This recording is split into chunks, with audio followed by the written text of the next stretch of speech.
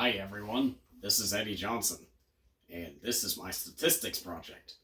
The topic I chose to survey people on was the hours of sleep they got on most weeknights. Here's my original data table that I wrote all the data on. My handwriting is pretty bad, and you probably can't read it that well. So, after that, I used StatCrunch to organize the data into all these graphs. Here is the stem and leaf plot. You got the data on the left side, and you got a decimal place in the middle there, and the right side has got the decimal places. Next are the averages of the data. The mean is 6.96 hours, the median is 7 hours, the mode is 7 hours, the range is 6 hours, and the outliers is none hours. Here's the pie chart.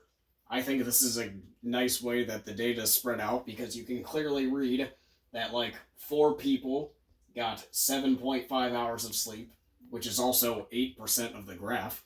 So I think that's a really easy way to read it. Here's the histogram, which shows the frequencies in the data. Here's the box and whisker plot, which is really nice because it gives you the 5 number summary with the first and third quartiles, the medium, minimum, and maximum. So, summary of this project is the conclusion that you can draw is that most of the people I interviewed got healthy amounts of sleep each night.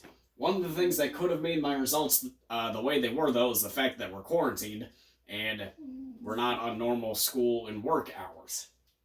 I think it's a pretty accurate representation of the amount of sleep of my friends, relatives, and teachers get. I think the graph that best represents the data is the box and whisker plot, because it clearly shows how the data is spread out, and the 5 numbers summary makes it really easy to understand the distribution of the data. And the only data that's unclear to me is how much sleep everyone gets outside the quarantine. The end.